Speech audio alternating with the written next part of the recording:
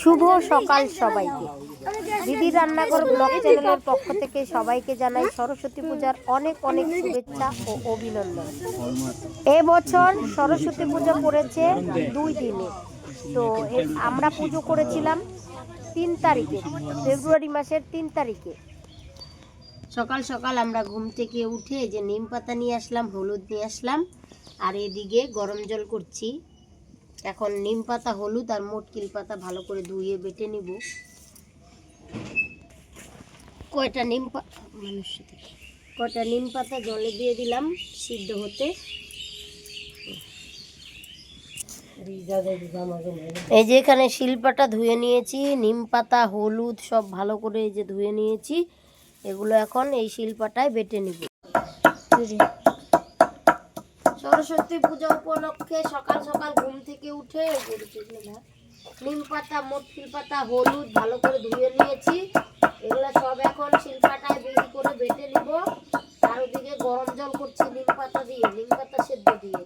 স্নান করে তারপরে সেজে গুজে সবাই হচ্ছে পূজায় চলে যাব, পূজা করতে। আগে সাবান দিব, পরে এগুলো দিব নাকি? আগে সাবান দিয়ে ভালো করে গাটা ঘষে দিবি। মাথা তো শ্যাম্পু করা হয়ে গেছে কালকেই। তারপরে সাবান দিয়ে স্নান করে পরে এগুলো এই যে শিলপাটায় বেটে নিচ্ছি।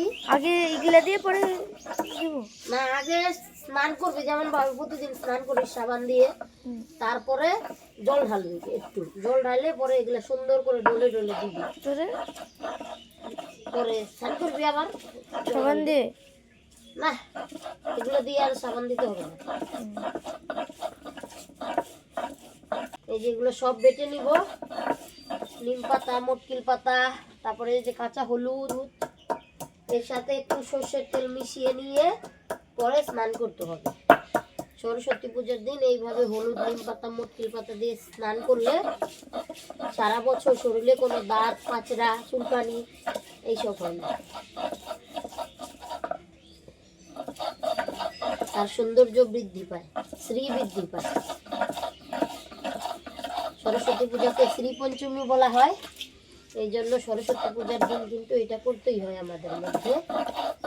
নিম পাতা, হলুদ, মটকিল পাতা দিয়ে স্নান করতে হয়। নিম পাতা, হলুদ অর্ধেকটা বাটা হতে ওদিকে পুজোয় বসে পড়েছে। সকাল সকাল পুজো, তাই তাড়াতাড়ি করে স্নান করে ব্যাস পুজোর ওখানে চলে গেছি। মেয়ে ভাবছিল শাড়ি পরবে, কিন্তু পুজো পুরোহিত মশাই তো বসে পড়েছে, সেই জন্য আর শাড়ি পরা হলো না। ব্যাস একটা ফ্রক পরেই ব্যাস পুজো করতে আমরা কিন্তু সবাই এখানে চলে এসেছি।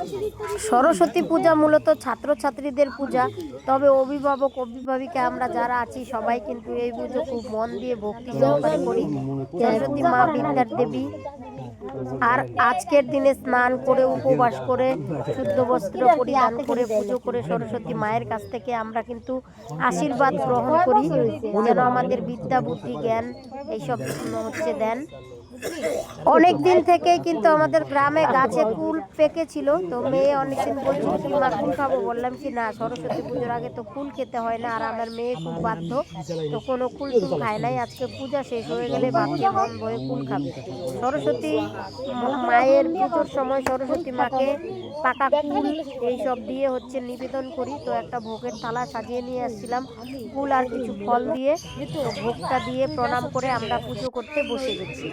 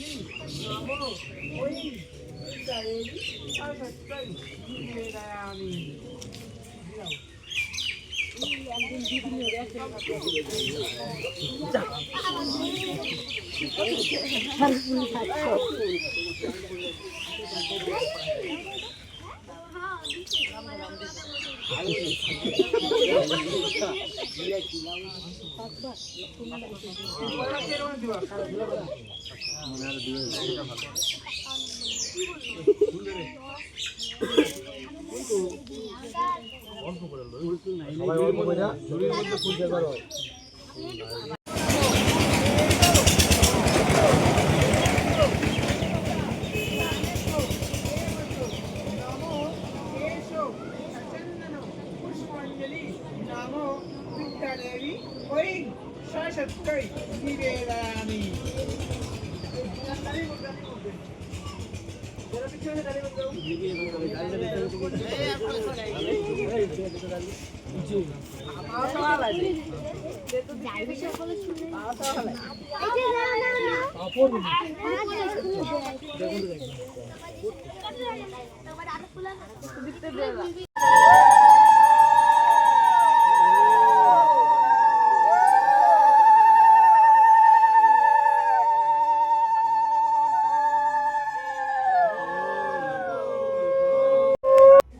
সরস্বতী পুজোর দিন সবাই কিন্তু বেশিরভাগ সাদা আর বাসন্তী কালারের পোশাক পরে।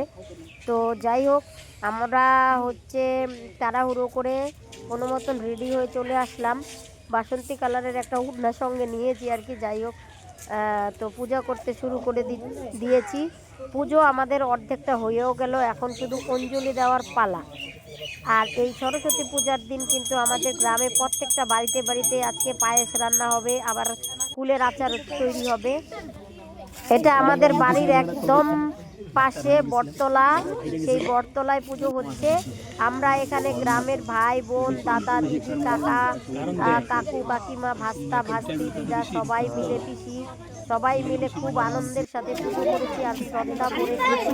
পুজোটা শেষ করেছি, সরস্বতী মায়ের কাছে কামনা করেছি মা যেন সবাইকে ভালো রাখে আর আমার মেয়ে সহ সমস্ত ছাত্রছাত্রীদের জ্ঞান বুদ্ধি হচ্ছে দেয় আর সহায় হয়। মা সরস্বতীর কাছে এটাই কামনা করেছি যেন চরম পর্যায়েও সরস্বতী মা বুদ্ধি বিদ্যা দিয়ে সেই পর্যায় থেকে আমাদের হচ্ছে সফলতা অর্জন করতে পারি। তো পুজো আজকের দিনটা দারুণ ভালো কেটেছে। পুজোর শেষে প্রসাদ বিতরণ শুরু হয়ে গেছে। প্রসাদ খেয়ে আমরা উপবাস ভঙ্গ করেছি, তারপর বাড়িতে এসে নিজের নিজের মতন খাওয়া দাওয়া করেছি। অন্যান্য বছর এখানে খিচুড়ি রান্না হয়, তবে এবছর কিন্তু হলো না মন্দিরে খিচুড়ি রান্না করা। যাই হোক, ফলমূল প্রসাদ এইসবই হয়েছে, আমরা খেয়ে উপবাস ভঙ্গ করেছি। আজকে সরস্বতী পূজার দিনটা তো আমাদের ভীষণ কেটেছে। তোমাদের কার কেমন কেটেছে আর এবছরের সরস্বতী পূজা তোমাদের কেমন কেটেছে অবশ্যই কমেন্টে জানিও। ব্লগটা দিতে আমার একটু দেরি হয়ে গেল, তো সেই জন্য খারাপ লাগছে। তো যাই হোক তবুও কিন্তু সরস্বতী পূজার পর্বটুকু তুলে ধরার চেষ্টা করেছি। তোমাদের কেমন লেগেছে কমেন্টে জানিও। ইউটিউব থেকে দেখে থাকলে চ্যানেলটাকে সাবস্ক্রাইব করে পাশে থেকো। ফেসবুক প্রোফাইল বা পেজ থেকে দেখে থাকলে ফলো করে দিও। ফেসবুকে চানমণি দাসমিতা নামে প্রোফাইল খোলা আছে আর পেজটা চপ রান্নাঘর নামে খোলা আছে। তোমরা অবশ্যই দেখো আর কেমন লেগেছিল কমেন্টে জানিও।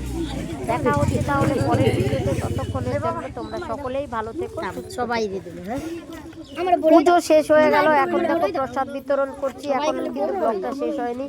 আমরা কিভাবে আনন্দের সাথে প্রসাদ সবাই বিতরণ করছি, সবাই নিচ্ছি ভক্তি সহকারে প্রসাদ খাচ্ছি। আমার ভাগ্নি দেখো কি সুন্দর করে সেজেছে, বাসন্তী কালারের শাড়িও পরেছে, খুব ভালো লাগছে ভাগ্নিকে। আর সবাইকে এক এক করে কিন্তু আমি প্রসাদ দিচ্ছিলাম যেন কেউ মিস না করে।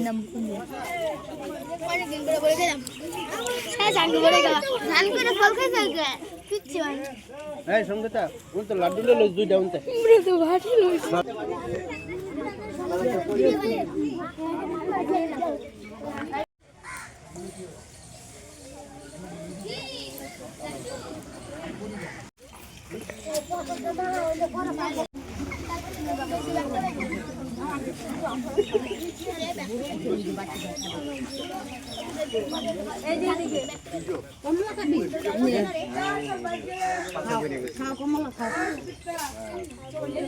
সরস্বতী পূজার সময় কিন্তু মন দিয়ে পুজোটাই করেছি। তাহলে তোমরা ভাবতে পারো ভিডিওটা কখন করেছি। আসলে ভিডিওটা করার কোনো ইচ্ছা ছিল না, তবুও করে রেখেছি। কেননা আমাদের গ্রামের সব কচিকাচাদের এই আনন্দের মুহূর্তগুলো, পুজোর মুহূর্তগুলো, এই ধ্যান জ্ঞান সরস্বতী মায়ের উপর যে কীভাবে দিয়েছে আর কীভাবে ভক্তি সহকারে পুজো করেছে, সেগুলোকে ক্যামেরায় বন্দি করে রেখেছি যেন পরবর্তী প্রজন্মরা এগুলো দেখে শিখতে পারে এবং এই বিষয়গুলোকে তাদের মনের মধ্যে গেঁথে রাখতে পারে যে না, আমাদের প্রত্যেককেই এইভাবে শত কাজের মধ্যেও কিন্তু দেবদেবীর পূজা পার্বণ করতে হবে। স্পেশালি ছাত্রছাত্রীদের সরস্বতী পূজাটা করতেই হবে। সেই জন্যই ক্যামেরায় কিন্তু বন্দি করে নিয়েছিলাম।